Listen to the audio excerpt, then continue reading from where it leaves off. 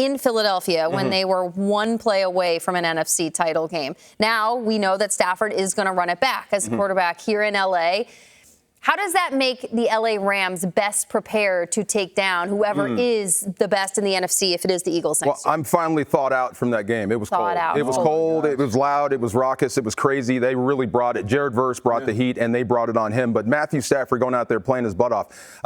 One play away, one missed block away from actually beating Philadelphia. So I was so happy. I never thought that he would actually leave L.A. Why would you leave here? This is where they love you. You've got so much equity here. You won the Super Bowl here in Los Angeles. So I think this was kind of one of those little standoffs, but I'm glad it got worked out. But, yeah, now you can just get back to work. You can hit the ground running in training camp again. You can let this defense mature. You can get this offense retooled and ready to go.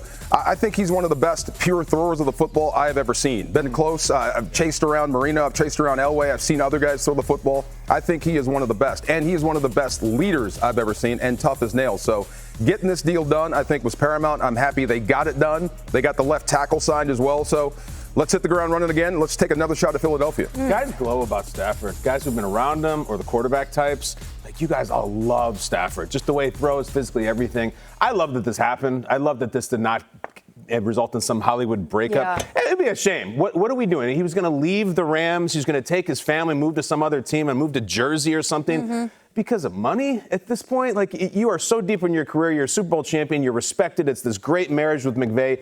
Don't leave because you couldn't come to money terms. There's reasons you want to leave, not because of money. And the fact is, like, if you look into it, third stops very rarely work. I don't know if it would have worked out well. If he goes and beats the Giants or anybody, it very rarely works. There's rare cases.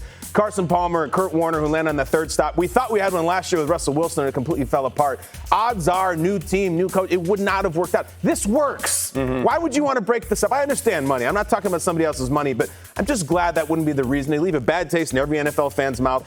And guys, I mean, you were there. I thought he was going to beat the Eagles. He's put that team on his shoulders in the last few minutes. I'm like, Stafford's going to win this game. This is going to be incredible. Jalen Carter decided, no, I'm going to call game. But Stafford was great. I think we averted a shame, a football shame. I would not want to see Stafford leave this town, leave this team. Now he and McVay can take another run at it. And Cody, I'm just going to bet. I bet you love the way Stafford throws the ball. Oh, absolutely. I said last week he has one of the best arms in the NFL, still at 37 years old. And I would train out with Tom House and those guys, and he would throw before me, and I would make sure I would get there early to watch Stafford throw. He's that much fun to watch as a passer. And I just truly believe right now, you have a young roster, but it's a win-now roster. It really is. And there's guys that are on the up and up, and they're playing really good football right now. If you lose Matt Stafford and you go find another quarterback, even if you get a proven veteran, I think you take a step backwards. You're doing a disservice to your football team. And I'll tell you what, the guys that are most excited about this deal, it's not the Rams fans, it's not all of us here at the table, it's the guys in that locker room. Because they know, like you said, one play away from going to the NFC Championship game. They know they can win with Matt Stafford. You need stability with a young roster at main positions on your football team. The top one is quarterback, and they have theirs for the future. I love how the official lower third on TV talk for the offseason, the Rams were one play away from an NFC title game. Marco, what was up with that one play? Break it down for us. Which one? The last Saquon play. Barkley running again. No, one play. The Jalen Carter. Look, the guy is absolutely unblockable. Even if you have somebody in front of him, one of your best guards, he's still going to win. But when you leave him unblocked and he gets right to the face of your quarterback, you've got almost no shot. I think this, at that last play, if Puka Nacua doesn't slip out of that break, maybe you have a shot, and then you're in business. Everybody on that sideline expected to beat Philadelphia. They really did. They expected to move on. So they were just that close to getting it done. So that's the thing. I'm glad you said what you said, because there was momentum leaving Philadelphia for this football team. If you lose your quarterback, if you lose Matthew Stafford, all that goes to the background, and you have to start over again. That's not where you want to be. That momentum started in that playoff game in Arizona against the Vikings. That was an unbelievable event to witness. What the Rams pulled off, recreating a home game atmosphere in Arizona. That it really it was ignited there, and then it continued in Philadelphia, and for it to bring it home in LA, and now the offseason feels pretty good. Wild playing a playoff game in Arizona. As far as Deebo Samuel goes, Cody, does this say, this move, West Coast to East Coast, more about the Commanders putting faith and investing in Jaden Daniels, or does it say more about the 49ers moving on from a star wide receiver? I think it says more about the Commanders, right? You have the defending Super Bowl champs in your division. You have to make big-time moves like this. You cannot waste this offseason. Adam Peters, who's their general manager, was with the 49ers for 7 previous seasons before he came to Washington. He knows what Deebo Samuel is like. He was there when they made the decision to draft him. And when you have a roster like Washington does, you don't want to add guys to that roster that aren't going to make it better, right? And there's been talks about Deebo asking for trades. Is he a good guy in the locker room? Obviously, Peters believes that, or else he wouldn't have brought him there. Last year, Deebo regressed a little bit in his production, right? Had 51 receptions, 670 yards, only had 3 touchdowns. Now you pair him up with Cliff Kingsbury, who's one of the best in the NFL at any level of football, even in college. He was at USC when I was there at calling plays, at getting guys involved. It's just so much fun to watch. And I truly believe he's going to take a step forward under Cliff Kingsbury. And you know who's most excited about this? It's not Jaden Daniels. It's not the Commander fans. It's not Dan Quinn. It's not Cliff Kingsbury. It's Terry McLaurin. Now you pair up Terry McLaurin, who you have Zach Ertz, you have other guys on that roster, right? Austin Eckler that can be, weapons on game day. But I promise you, opposing defenses are focusing on Terry McLaurin. He was the only player on their roster that went for over 1,000 all-purpose yards last year. But now you bring in a solid wide receiver too. That takes the double coverage off of him. That gives him some more one-on-ones. There's a lot of great number 1 wide receivers in the NFL. I guarantee you most of them have a very good number 2 or a 1A, 1B, because now you get one-on-one matchups. That's what Deebo can do for Terry McLaurin. Yeah, I mean, look at the guys on the Eagles. They got each other. They got all kinds of weapons right there. And it was the Terry show. Now he's got a friend. I want to talk about Deebo, and I need to talk to Deebo a little bit. So I look at Deebo Samuel right now, and it's just this big question of motivation, chip on the shoulder, all that, as he goes to a new team with a year left on his deal and everything to prove. I remember when Deebo exploded, and he was really one of the biggest stories in the league. And he was an unbelievably cool player. It was unique. It was like a running back playing wide receiver, and he's got this cool name that ties into pop culture. And we celebrated Deebo Samuel, and I think the internet loved Deebo Samuel. I think social media loved Deebo Samuel. I looked at Deebo Samuel on social media yesterday. Holy crap. It's a wasteland. And Deebo, like, I want to make sure to talk to him just so he knows. And this is going to seem a little gratuitous and a little cold, but I just watched Jalen Hurts go win a Super Bowl because he's got a picture on his screensaver of him losing a Super Bowl. Like, do you know what they're saying about Deebo out there?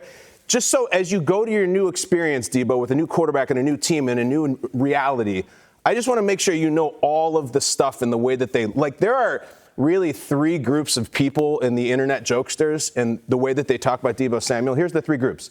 People who say you are washed, people who say you are fat, and then people who say you are both. That's the groups out there. Now, there's those subgroups that say you were really a product of Kyle Shanahan's ingenuity and you're not really as good as your production was. It was a Shanahan thing.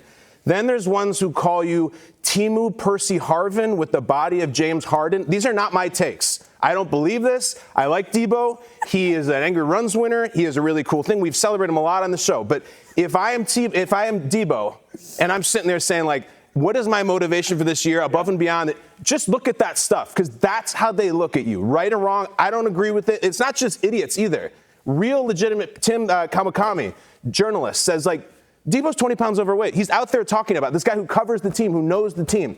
So maybe there's reality in it, maybe there's not. The point is, if you're Deebo Samuel and people are saying you have the body of Chris from Family Guy and you're supposed to be a Greek god and the best playmaker in the league, take all that.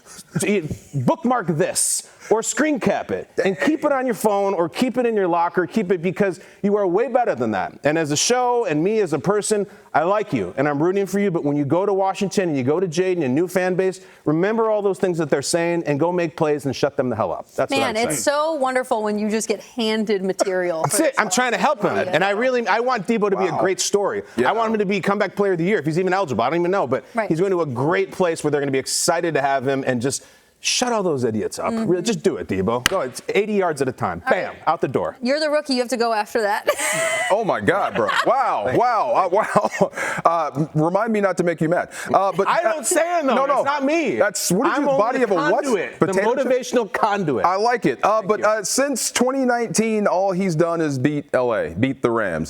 He was the reason they did. He was the attitude. The Rams had Jalen Ramsey. He might have been the most intense player I've ever seen. That includes Aaron Donald. Wow. There's something burning inside of him that we don't know about. Yeah. The only guy that could match that intensity was Deebo, and he would take it out on the football team. So that's the reason why the Rams couldn't get over the hump until it mattered most in the NFC Championship game. And what happened there? Deebo took one over the middle. So that kind of got it started. But I think he's going to be great for what you said. I think Terry McLaurin is one of the receivers that no one talks about. Now I think he'll have a chance to at least attack man coverage, single coverage, and go down the field. I think Deebo is one of one. I think you use him exactly like San Francisco used him. Out of the backfield, whatever, throw screens to him, let him run the football. He is that physical. I still think that guy is there. Now, I think what happened with Deebo and how that kind of went over the hump and just kind of turned negative, I think that was an example of what's going on in San Fran. Maybe that window is closing. Maybe they feel it. Remember when he punched the place kicker there? I think that kind of showed what was going on there. So the act kind of wore thin. The production dipped, and you get traded in the NFL or cut. That's just the way it goes. But in Washington, for everything you said, I think you'll see the best out of Deebo, which will help that young offense, help that quarterback. I still think that guy exists. Now, about being 215, I don't believe it. I need to see it on a scale. He is a big receiver. I mean, a big, big dude. But I think he will help the Commanders get over the hump there. The initial question was, what does this mean for either the Commanders or the 49ers? And it seems like everybody at the table leaned a little bit more towards what it means for the future, which is all well and good. But when I first saw the news go down, Kyle, I was a little bit like, what are we doing in San Francisco? Because now you're about to lock money up with Brock Purdy over the next 5 years. There's Brandon Ayuk talk out there as well. What did you think of the 49ers deciding to move on from Deebo Samuel? Well, I think it's been tough last few years. There was the contract stuff, and they eventually pay him, and then you pay him, and you want him to get better and not get worse, which he did unequivocally. We've also seen guys who get paid, and maybe they don't work out quite as hard. And I should be very clear. I'm not seeing what Deebo Samuel does to work out. I'm talking about stupid internet stuff. But I'm also talking about journalists who cover the team who say, maybe after he got paid, Deebo Samuel's gears shifted a little bit. The San Francisco thing's fascinating because here we are, and like we just crowed about the Rams, and we like some of the other teams in the division, and like San Francisco used to be sitting there just dominating, and now they're losing Deebo. We don't know the future of Ayuk. Kittle, I feel like he's been in the league 20 years at this point. McCaffrey's coming off his injuries. Like we're in a little bit of a crossroads because I guess they're going to pay Purdy, and that's the new reality. Very mysterious team right now for San Francisco. Positive show on record. So we're not going to talk about combine winners and losers, just winners here at the table, all right? 4 winners here. We're going to talk about whose draft stock is rising after their showing in Indy. Why are you chuckling about I just think that you nailed it. Like, we don't sit here and say, wow, this kid blew his entire future this weekend. He'll never be drafted. Here's mine. Losers. There is that out there if you want that. We just don't do that. No. This kid will not be drafted. He'll never be paid. No. He has to go home and tell his parents. His dreams are shattered. No, we don't do that here. No, we don't. Instead, we talk about comedians that showed up in the booth in Indianapolis, and only guys that draft stock is going up, up, up. Cody, you have to go first. Who's your winner from the weekend? I'm going with running back Bashal Tutin from Virginia Tech. Talk about 5'9", 205 pounds. He is the definition of taking advantage of your opportunity. He made the most of his opportunity out there. He jumped 10 feet, 10 inches in the broad jump, which was second amongst running backs. He then went out and had a 40-inch vertical, which was first, and he ran a 4.32 40-yard dash. But most importantly, he ran a 1.49 10-yard split. And why is that most important? Because not only does he have breakaway speed, he also has that burst of speed. And that's what coaches want to see, right? How well can you be patient? Can you read and react with the offensive lineman? And then can you put your foot in the ground and get north and south? He also did a great job with on-the-field drills. But he's not just a combine hero, right? He's not a type of guy that's going to go out there, perform well in the combine, and the stats don't back it up. He spent 2 years at Virginia Tech. He had over 2,000 yards, 25 touchdowns on the ground, had breakaway speed. But why is this so important for Tutin and his ability? Yeah, we got some stats up there, too. Just why is it so important for him is because when you're a running back like Tutin, you're not one of the higher-ranked guys, right? You can go to a place, and they can see this athleticism and this speed, and now you can make a living on special teams. And you can go return punts and return kickoffs, and you can go out there as a gunner on the punt team, and then you develop as a running back, maybe if it's a crowded running back room. So I absolutely believe he just earned himself a spot on a roster. Tutin, take a bow. Well done. That's a great name, too. Yeah. When he scores, they have to say you're darn Tutin, right? Like that's Darn Tutin. What do you got? I knew a guy named Rick Tutin, a punter. Rick Tutin? Rick Tutin, the Related? punter. Yeah. Richard No. Tutin. I hope not. No, Probably not. Definitely not. He ran 4.32. He's no punter. No, he's a punter. The guy I looked at was actually Pierce Jr. from Tennessee. I mean, he's an absolute monster. The guy just tracks the ball. He's a great pass rusher. He's a great inside linebacker. He just can do it all. So I could not wait to see how he tested, how he ran. The drills he actually had to do, his change of direction. You see it here. When you see guys on tape that pop, you hope they pop at the combine. This is one of those guys that rockets up the charts right now. So you start to pair him with other guys. If you put him in San Fran with Bosa, oh my God, that's off the edge. Or anybody like Jared Verse, if you want to bring him here to the Rams. But I don't think he'll be there. But the guy is absolutely fantastic, and he tested well at the combine. You just love his hip movement. You love how he dips and rips. You love that straight line speed. You see all that on tape. tape and then you get to see it live like this year, he's one of the guys that will slip into that first round right there. He's picking up those little towel rolls fast. There he is. And there's the whole list. Everybody loves 4-4-7. In a hoodie, absolutely. too, by the way. In a hoodie. Gotta have it. Yeah. It's not very aerodynamic. Or a t-shirt hoodie. It's a great looking list. Yeah. I love James Pierce sitting at the top of it. I love watching the 40s so much just as a television product. It's to the point now where it's almost like the Masters to me. It's almost soothing. Like I like the way that Rich and DJ talk about it. I do. I like it. Yeah, the 40 is like the Masters to you. Well, you know how like it's Rich and DJ kind of talking these whispers. Oh, I see you. Yeah, it's like it's soothing as a television serene. broadcast. I got you. Yeah. But you could do a blind test where when you watch the guys run, based just on Daniel Jeremiah and Rich Eisen's reactions, you can tell what they ran. Like there's the 4-4 reaction. It's kind of like, oh, nice. And then when one of those guys hits 4-3, they go, all right. But then it's when that rare 4-2 club hits, it's just wow. Matthew Golden from Texas is in the 4-2 club. 4-2-9. It's entry-level 4-2 club, but we don't frown on it. 4-2-9. Listen, I know everybody's getting faster and the evolution of the athlete is crazy. 4-2 is still 4-2. It's still absolutely outlandish. And I can't think of a better time for a Texas wide receiver to run 4-2 than about 20 minutes ago, there was a Texas wide receiver in the Super Bowl on the end of a beatdown from the Eagles who was still making plays at the end of the game. In the post-Xavier Worthy I run a 4-2 coming from Texas world, in which Mahomes and Reed et al. Made a thing out of him in a really good rookie year, and one of the only guys on the Chiefs who felt like making a play in the Super Bowl. I'm thinking there, Matthew Golden, I'm like, I know that dude, I know that program, I know that speed. I think as a guy who was looked at as a really good wide receiver 48 hours ago, I still think there is something wildly seductive about the numbers 4 and 2. For any sort of GM, they see that and it's like they can't resist it. It's that bug lamp, that sucks you in on the porch. They know it's going to kill them, but they have to get to it. They see 4-2 and they're like, redo our whole board. I want to draft Matthew Golden from Texas. Anytime you cook that thing, that's going to get you drafted high. And I think he did huge favors for himself this weekend. I also like there is a growing list of players who only run the 40. Like they just show up in Indy, and that is the only thing that they're going to participate in because they're like, this is what I'm going to make my money on. I was a little worried about one quarterback going into the combine because I felt that this young quarterback had some things working against him. It was the way his hair flowed. It was all the great schools that he went to. And when you have an X in your first name like Jackson Dart and you play quarterback, you're kind of like, guys, come on. Is this really going to track out the way that it's supposed to?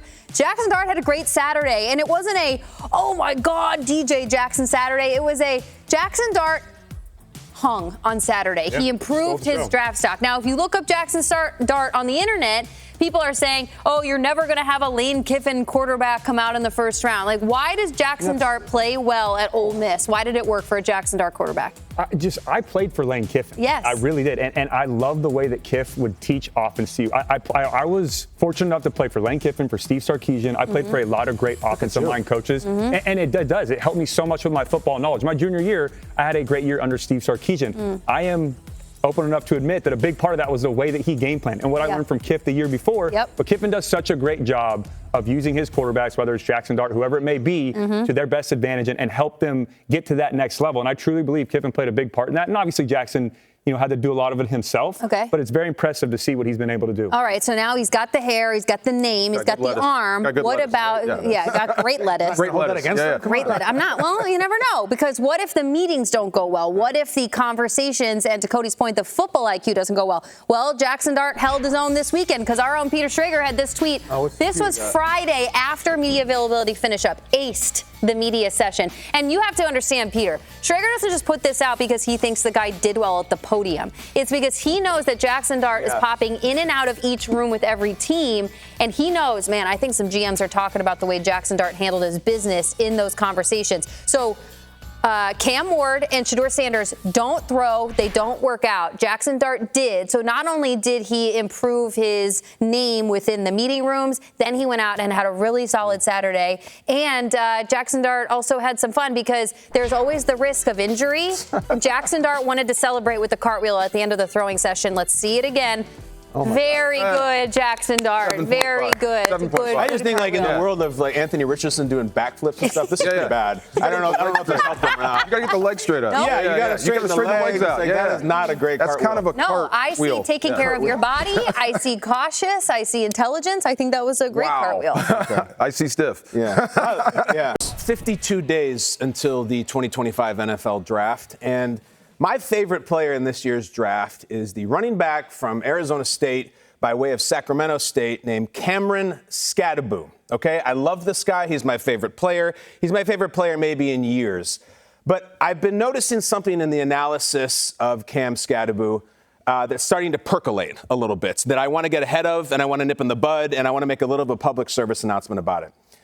Ladies and gentlemen, I am not going to sit here for the next 52 days and hear the name Cam Skattebo in the same sentence as deceptively fast or sneaky athletic. It's already happening, and I don't like it, and I don't like where it's going, especially not after what he did as Arizona State, not after what he did in Indianapolis over the weekend. There is nothing, remember what I'm saying, there is nothing sneaky about a 40-inch vertical jump. 39.5, this guy just jumped.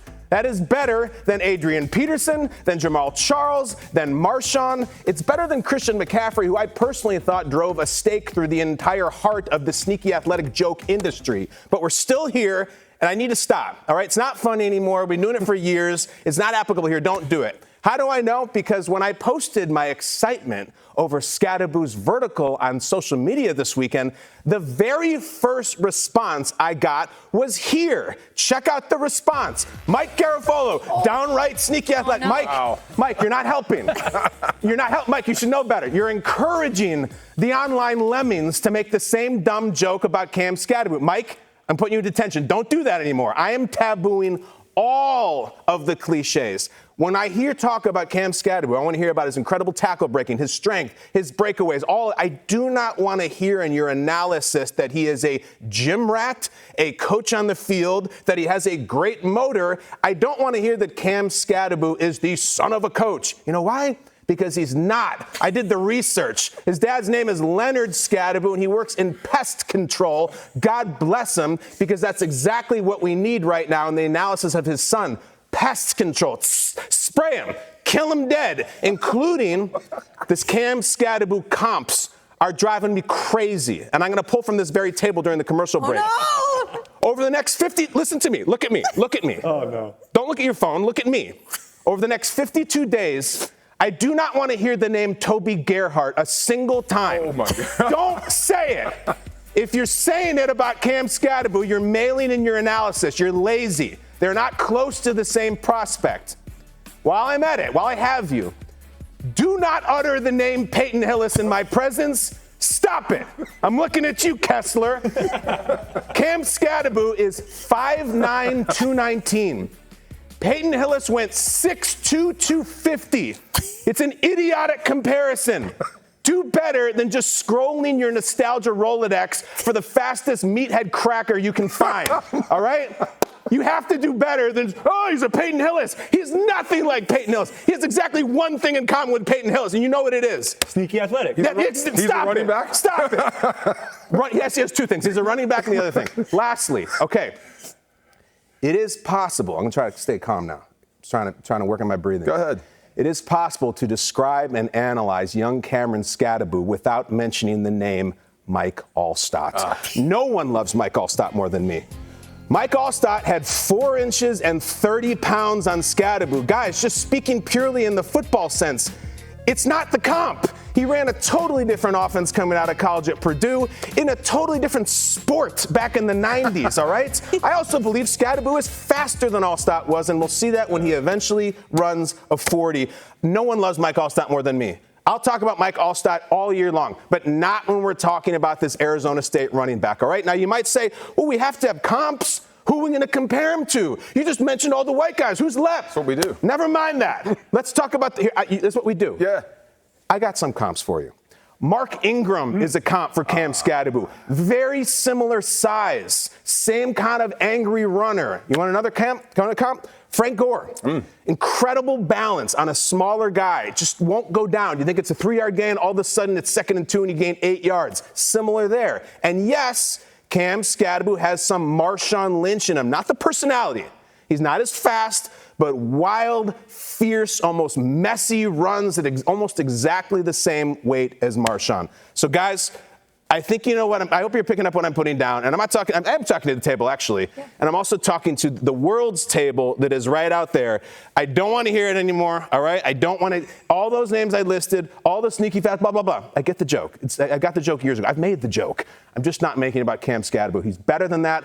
Up your analysis. Class up the joint for once, because I'm not here for it. Nice. I am. After that, Kyle, I am all in. Okay. Cam Skattebo. I have been for a while. I'll tell you what, just real quick, as a quarterback, you love playing with a guy like Cam Skattebo. You feel very comfortable when you have a runner like that for exactly what you said, because he'll turn a 2nd and 11 into a 2nd and 2, where it looks like the play's over. And I can't tell you how much more open your playbook gets on 2nd and 2 than it does 2nd and 11. I love when I can turn around and hand the ball to any of my running backs I play with, but like a Cam Skattebo type, and he can go pick up those tough yards because Cody, I got to interrupt. I got to pull back a lot the curtain. easier. Oh, no. You have incredible erudite analysis, and I love having you here. Okay. In the commercial break, all right?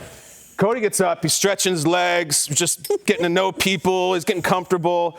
We talk about what the next segment's going to be, which is this segment we're in now. It's about Cam Skattebo. Kessler is over there going, what's that guy's name? Peyton Hillis? Mike, and then you're off on your Mike Allstott stories, and I'm like, you guys, you are absolutely teeing me up right now. This happened. That's for real. Right there. That's unbelievable. Hey, it wasn't on. I don't think it was on live, so I can't confirm nor deny that happened, Kyle. But I'm glad it did. But you like my Allstott. I did. I love Allstott. You hated the Hillis. You like my Allstott. I hate them all when it campaigns to Skattebo. But I want to know how fast this guy is. I really do. Yeah. I want to see him run 40. I was kind of surprised with the vertical. 40 inches. It's incredible. I was never expecting that. And I don't know how fast Frank Gore was. All I know is you couldn't catch him. I played against Mike Allstott. He was tough to bring down. If he's a comp to that, guys, to everybody you just mentioned, he's a can't-miss NFL prospect. The only thing I don't know is how fast he is. And we do talk about blinding speed coming out of the combine. I'm completely triggered by what you just said. You know what it was? No. Which part? I knew it. I was waiting for it. What, am I a heady player? No, but that's a good one. When you're just raffling off and you go, 40 inches, I wasn't expecting that. Why weren't you expecting that? He's a great player. Look at him. He looks What do you mean? he looks like a fullback. Would you expect John Riggins to jump 40 inches? No, but that was Heck in the 70s. But I just would not expect it. I didn't expect this guy to be that Why John athletic. Riggins, of all people, you could have just brought up?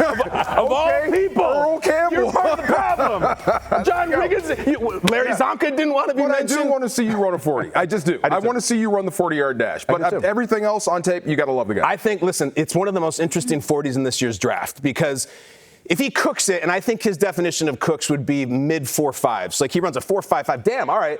If he runs 4.73, it's a different deal. I really think that people are waiting and fascinated by his 40 time in particular, maybe even above some other players, because you love what he does, you love how tough he is. How good of a raw athlete is he? I mean, I think he's going to run high 4.5s. I'll just put it out there right now. I think he's ready. He didn't run at the combine. He'll run at the pro day. He'll be in better shape then, maybe lighter. I just love the player so much, and I hope he does well. What about touchdown Tommy Vardell? No, go ahead. See? Absolutely perfect. Let's just start ripping them off. You get it. You totally get it. What do you think the pest control game is like in Rio Linda, Cal? Turgid. Big. Turgid. Yeah. I bet that, I mean, listen, California, Kessler, a lot of things can grow there. Yeah. They got termites there, all that kind of stuff. Oh, wait, that's him.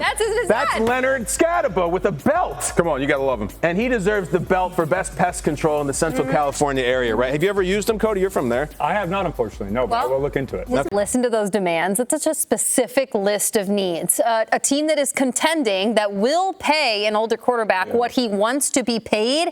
There's only a handful of teams that probably qualify at this point, Kyle. What do you make of the current state of affairs with Rodgers? We are back in the Aaron Rodgers free agency conversation, and how do you see this one playing out? I think I started thinking about this weekend when I saw the news about Devontae and that the Jets are, it's just like, watching the Jets just continue to burn down this old regime from last year. It's kind of sad. It's like happening in slow motion. I know. I feel like I'm reminded of Goodfellas when they just start finding all the bodies in the garbage truck and the gas truck. It's like Jimmy was cutting ties from the robbery. It's like they should be playing Layla in slow motion. You know what I mean? It's really sad. But the Rodgers thing is still sitting there, and he's wherever he is in Malibu or something, and just thinking about these things.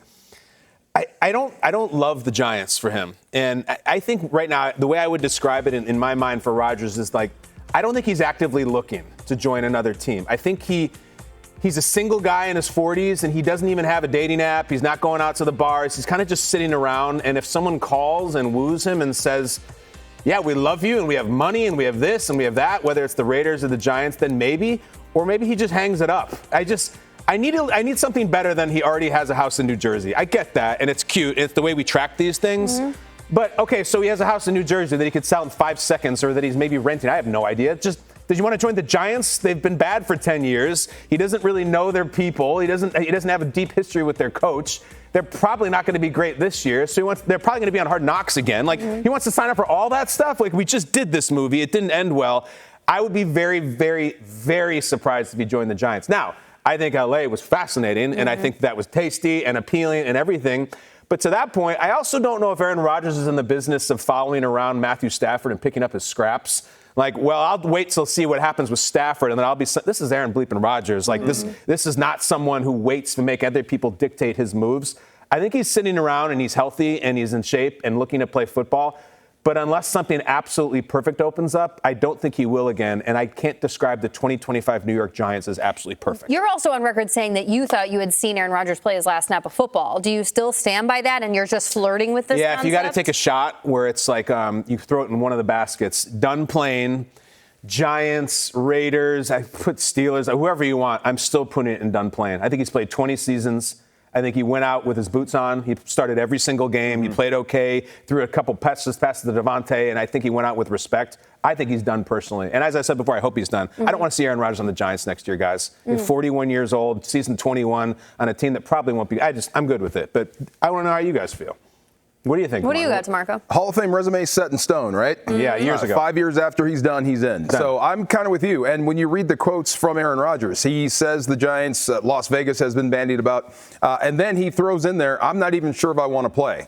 Now, that's the type of stuff that gets me out on Aaron Rodgers. Either you're all in or you're not. So, but as far as seeing him up close, I saw him in late December when he almost beat the Rams. I mean, really, they had them for a half. And he is still that guy. And he is still petty competitive. When I mean petty, he'll come after you. He's not afraid to chirp. So he still has that in him, but it's got to be the right spot for him because you know what you're getting. It's a circus. There's going to be distractions with Aaron Rodgers, but what you're going to get is quality quarterback play if you've got enough help. I like the Giants. I like Neighbors. I'm not sure if he's ready to go there and take a beating like Matthew Stafford was talking about, but there's still some game left in Aaron Rodgers. If he wants to play, if he wants to be all in and leave the other stuff behind, then so be it. But if you want to be that guy, that circus that absolutely destroyed the Jets, then I'm absolutely out on it. Yeah, and I think the key thing you said there is his competitiveness. That's why I think it's going to be hard for Rodgers to walk away the way he left with the Jets. You know, it's tough for him to hang it up when it feels like he still has some more left. The Giants are interesting.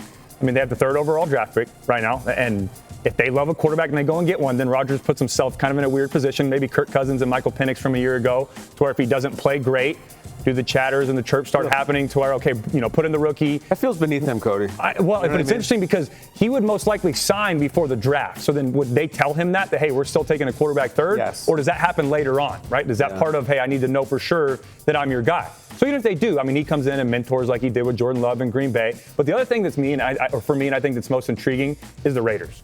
I mean, it looks a little bit more tasty than maybe the Giants do right now, right? You go to Las Vegas. You have Pete Carroll, who's played against Aaron Rodgers a lot. He knows how good he is. He knows he can win with them. You bring in Chip Kelly. They are second in salary cap behind the Patriots. They have a lot of money to spend. They can pay him what he likes. They have the 6th overall draft pick. Even if they do maybe take a quarterback, they don't need to. If they bring Rodgers in, they could maybe get one in later rounds. Can you see them bringing Devontae back? That's another thing that I was going to say. Is I don't think they do, but why not entertain it if you're Aaron Rodgers and you're John Spytek, their GM, right? Yeah. They want to make an impact. Pete Carroll is, 74. He's going to be 74. He's a young 74, as everyone says. But how long is he going to coach? I feel like he wants to come out and make a bang right away, right? And say, hey, we're going to bring in Aaron Rodgers. We might go get Devontae Adams. We're going to make, a great draft pick. We might trade up and get a guy that we love. Vegas just makes a little more sense. And I do understand the rumors. Russell Wilson's going to be out there, right? Justin Fields, Sam Darnold, Kirk Cousins. Those are other names that they may like before Aaron Rodgers. But I wouldn't be surprised if Vegas ends up making, going. He had 3,900 yards, 28 touchdowns, 11 picks. He still has a lot of football left to play. I don't know what the relationship is between Rodgers and Brady. I think that's important. Okay. I don't think they're best friends. Okay.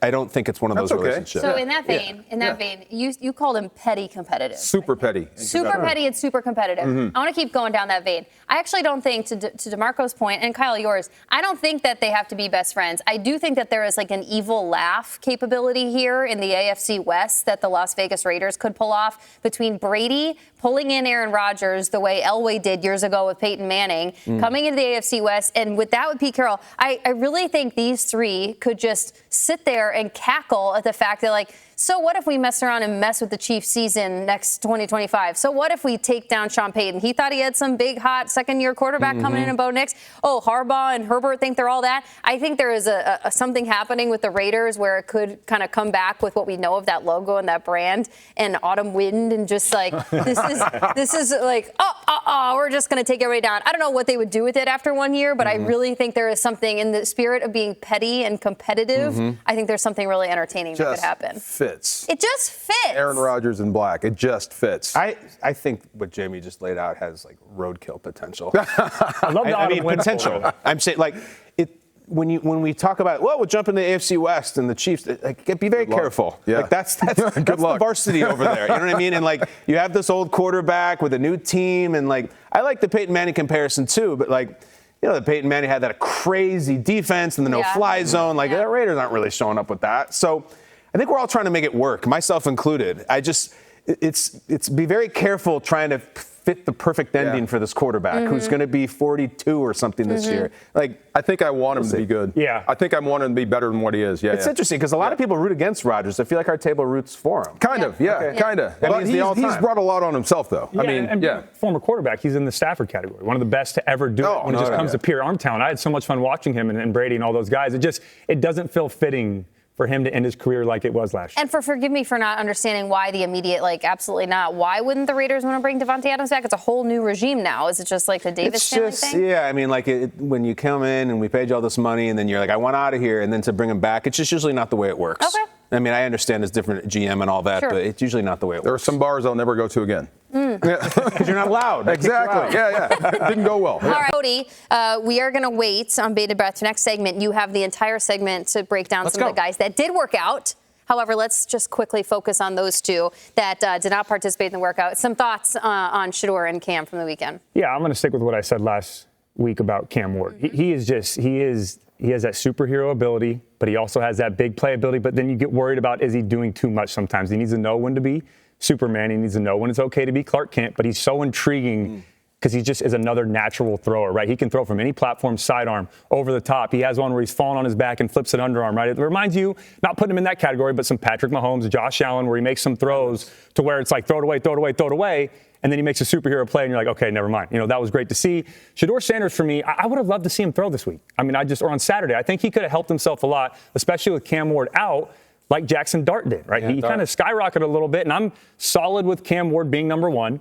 Shedeur, for me, is still 2, but I think that gap between 2 and Jackson Dart at 3 got a little bit closer this weekend. What do you think? Fantastic athletes, both of them. Can't wait to see what they do at the next level. What did you guys think of Caleb Williams coming out of school? I loved him. Me too. I watched Caleb a lot. I thought he was great. And then you go to Chicago, and it just doesn't look the same. It's different in the NFL. So same guys. I mean, no matter who gets drafted first, they're all going to struggle. They're young guys. But I think they're as good as anybody.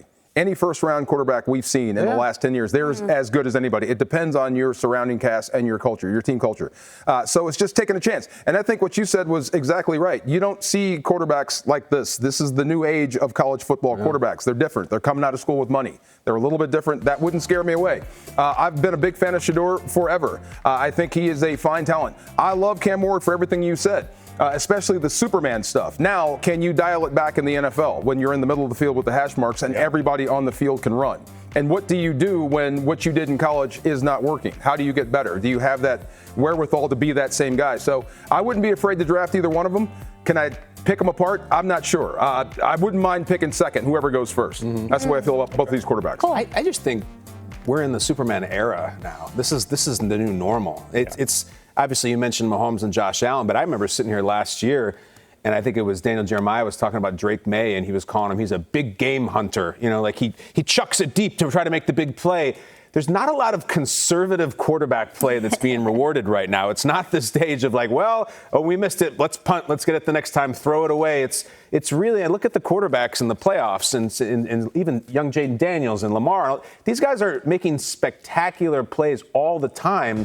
So there's a little bit of a keeping up with that I want a Superman factor. I want a guy who says, you know what? I grew up hearing that I'm not supposed to throw late across the middle, but I got my guy there, and I think I can make the throw. Don't you think we're kind of arriving in a new era? I feel like the plays are much more spectacular more often than they were even 10 years ago. Yeah, and just my point to that is that it's, as a quarterback, you have to learn at a young age that the defense is going to win sometimes. That's okay. Yeah. Just don't compound the problem. And DeMarco will tell you, you don't like having a quarterback who's going to put you in consistently bad situations, right? If we're on our minus 20, we're going out and I'm throwing a pick after pick, and now you have to come up and you're backed up every single time, or your back is to the goal line. It's just difficult to have momentum. But I'm with Kyle also, right? I don't want a quarterback who's going to go out there and be extra conservative and not have that big playability, because when you put longer drives together, you have more opportunities for mistakes and turnovers. Yeah. So it's somewhere in the middle for me. Cam Ward is the perfect example of, hey, be Superman sometimes, be Clark Kent sometimes. Just figure out the difference. But if he goes to a team that needs a quarterback right away, he's going to have to figure it out quickly. Kyle, we really haven't gotten – it's March 3rd. We're entering free agency soon. We're 52 days away from the draft. Yeah. We haven't had your refresh take on just Shedeur Sanders as it is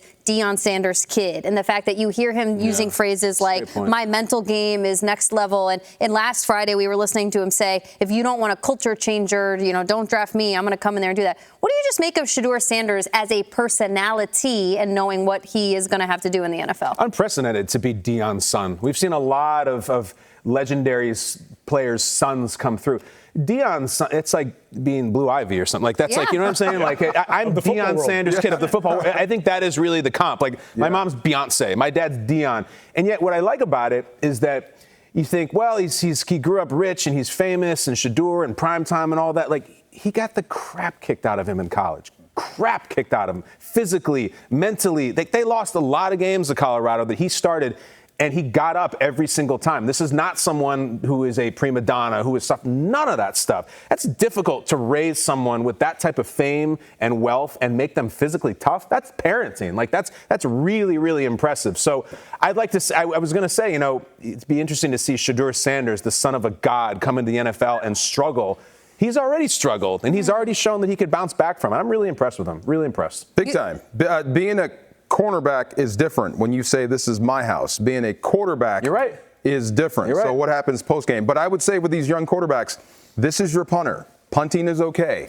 You don't have to make the big play every single play. We can go play defense, learn that. And that'll take away some of those hits, too, holding the football too long. Right? If you're sitting back there and trying to find the big home run play every time, you're taking some of those unnecessary hits. And the other thing, too, with that is he knows what it takes to turn around a program. I know it's at a smaller level college, but Colorado was 1-11 before Deion Sanders got there. And Shedeur and Travis Hunter. I know it was by committee. It wasn't just Shedeur, but last year he could have easily sat out 43 sacks, 126 in the country out of 133 teams. He was taking a beating. He played the bowl game. He stayed there. He fought with his brothers. Guys see that and they respect that. We got all caught up to we were envisioning this reality where, all right, so Deion's going to coach the Cowboys and they're going to draft. None of that's happening. His dad's not going to be his coach. I mean, it would have been fun. Would have been great. We would have loved it right here. But it's just going to be a more conventional type of deal where we're going to turn. He's going to have a normal team and a normal coach and then hopefully a super normal career. Class, I don't know, isn't as good as other years. To hell with you. We are here to tell you that this group of quarterback prospects are awesome.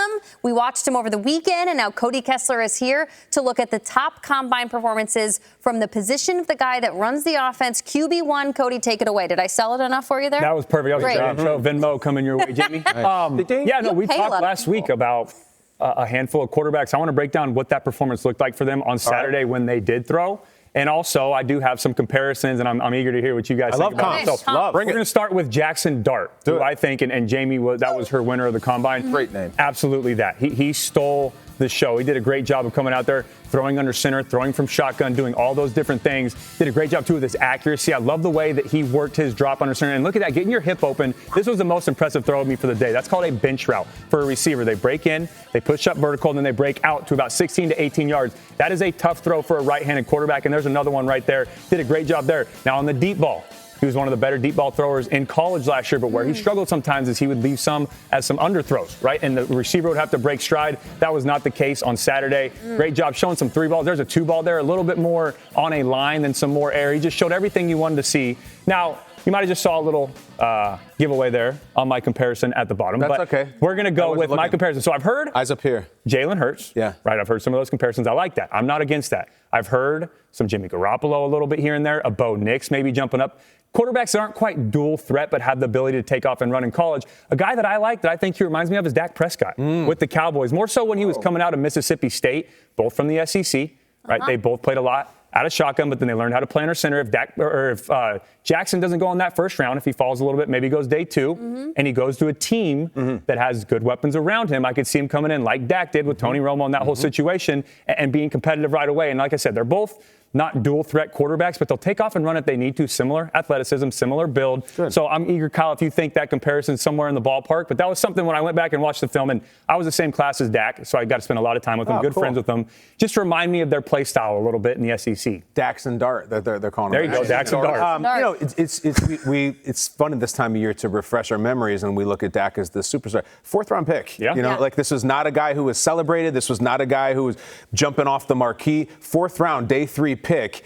I wonder, like, we're not sitting here 52 days out and predicting what round they're going to be in, but it sounds to me like you're saying probably come in the league as a backup with an established veteran behind them. Like, that's not a day 1 starter. Or to a team that doesn't have a solidified starter. Now, I know Tony Romo was a guy at the time. Yeah, but then he gets hurt. He gets hurt. Yeah. Maybe going to a team that has a lot of great pieces around him, but the quarterback's still, okay, we're not sold on this guy. Yeah. Jackson goes to a team like that and then has an opportunity to compete. And Dak, too, was, like you said, he was MVP of the Senior Bowl. Yeah. And I played in also, did a really good job. Teams started getting interested. Dallas Cowboys coached us in that game as well. Oh, really? And then he ends up at Dallas. He was on the opposite team, but Jason Garrett was our coach for our team. But then, he made himself a little bit of a name there. I know he was great at Mississippi State. Yeah. Goes there and ends up becoming the starter. All right. Let's go. Cool. See it up. 1 for 1. All right, number 2 now. We're going to Jalen Milroe, right? And this was, for me, the guy that had the most to earn this week and the most to prove because we know the athlete he is. We know how explosive he is. I'm a little disappointed, and I'm curious your guys' opinion, that he didn't test.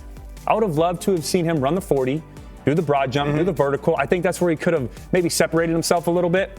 Now, for me, and you see right there, the problem that he had in college was that arm strength, arm talent is all there. When he's in rhythm, when he's on time, like that right there, when he's putting the ball out there, he can throw a very pretty throw. The problem is he'll throw one great one, that's an NFL level throw, and then he'll throw 2 or 3 after that to where his accuracy's off a little bit. And that happened when he got under center. I will say his drop did improve a little bit, threw a good job right there on the deep ball. But the problem that I had was that it was too inconsistent when he was throwing on time and to his left. And what I mean by that is when you can hitch up and get into your throw, you have a little bit more time. When you're throwing in rhythm, when it's a 4-5 plant, no hitch and let it rip to the left, that is a hard throw as a quarterback. He was missing high. He was missing behind. It was too sporadic with his throws. A coach sees that and says, okay, well, that's what we saw on film. And he doesn't have the luxury of like, okay, he had an off day, right? That's just something that shows up a lot on film.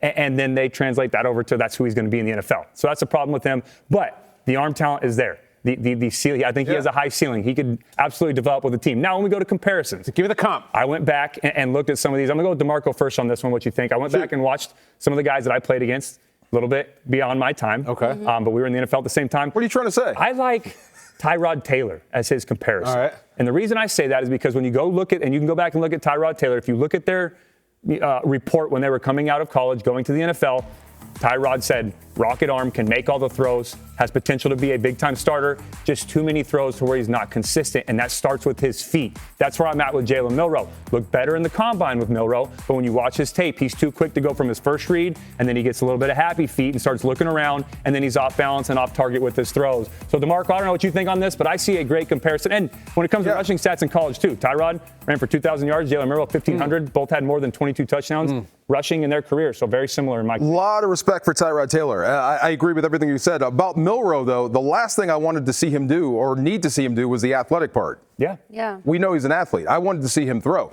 And I like what you said about flushing him left. That's kind of like what they did with Vince Young back in the day. Once you figured him out, if he goes left, his completion percentage goes way down. So Milroe's got some room to grow.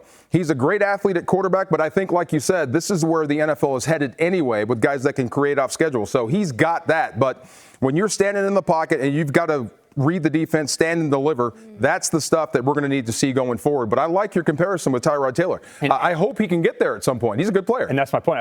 If he can get there, Tyrod came into the league as, okay, who's this guy going to be? A little bit bigger, though. Great career for himself, though, right? Oh, yeah, still going. Still playing. Start for the Jets this year, and became a starter, got paid, too. So I truly believe Jalen Milroe can get to that and maybe excel that. Who knows? So all right, Cody, we're going number 3 now. We're going Quinn Ewers. This was another guy that had a lot to prove. Solid outing. I thought he did a great job early on. Struggled with some throws later on, but when you watch him throw, in my opinion, he is just a natural thrower. He is just the definition of it's effortless, it's easy.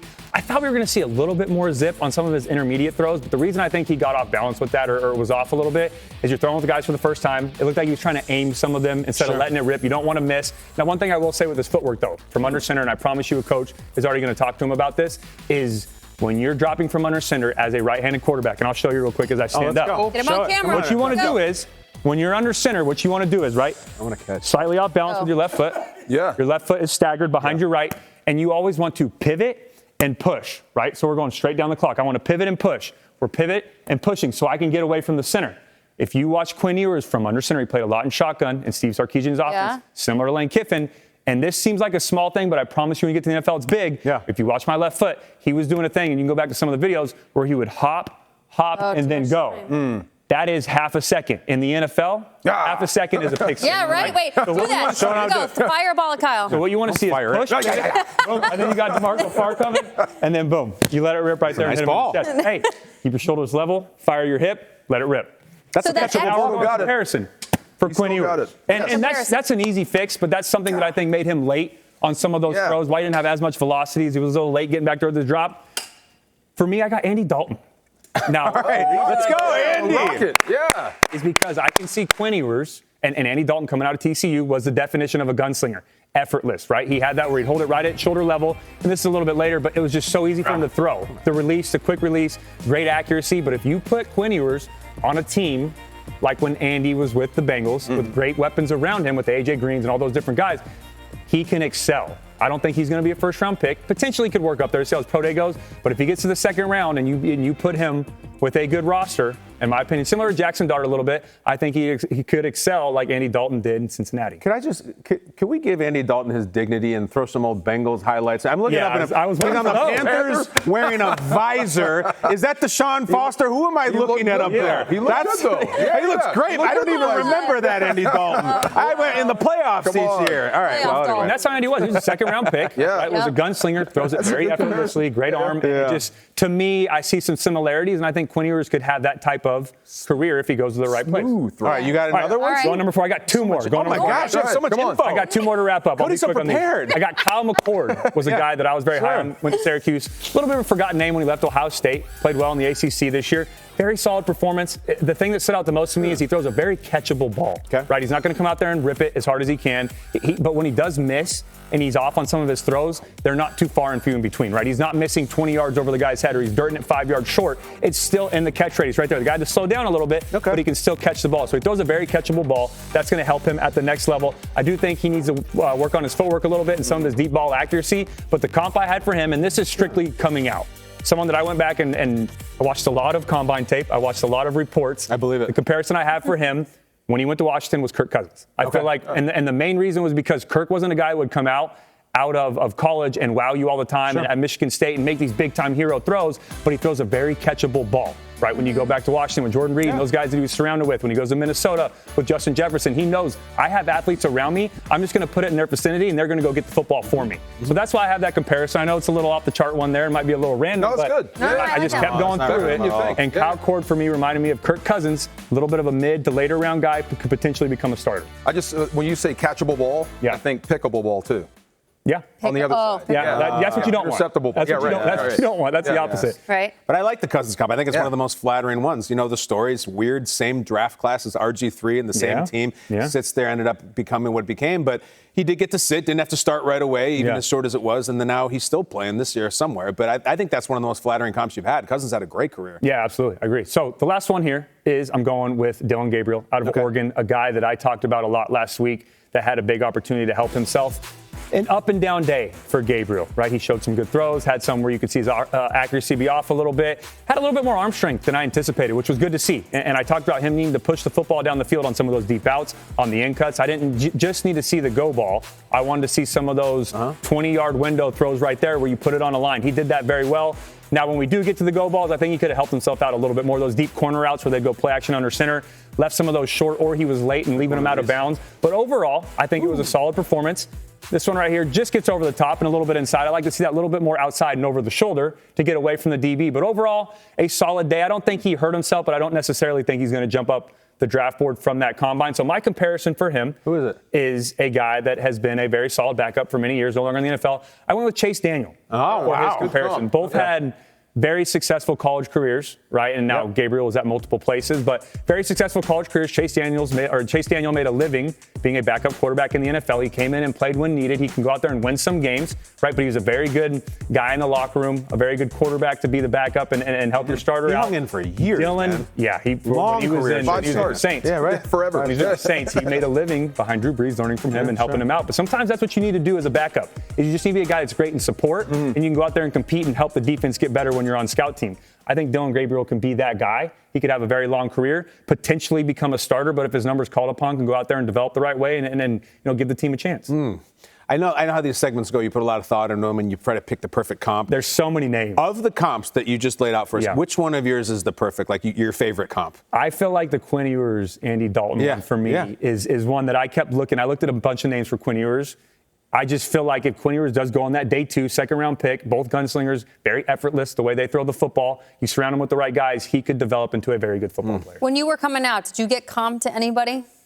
I don't remember, actually. I'm sure I did. I could go back and look. Let's look it up. I don't remember. Yeah, find it. Look it up. Yeah. I think it was Michael Vick, wasn't it? Sneaky athletic. I will say though, when I came out, some of those combine throws, my mechanics were a little off. I developed those a little bit better when I got out. You're allowed to develop, okay? That's what makes. But yeah, so there's my comps. I tried to go away. I saw some that people used. I tried to make my own, and so it wasn't just repetitive. But those guys, for me, I mean, some great days, some average days, but overall, congrats to those guys. I hate lefty quarterbacks. I can't stand. Is that right? Everything's backwards. Everything is backwards. You hate Tua, Boomer Esiason, Michael Vick. I can't stand the lefties. As a defense, everything is going the other way now. It's just weird. It's a weird thing. Boots go the other way. Yeah, you used to play them one way. Yeah.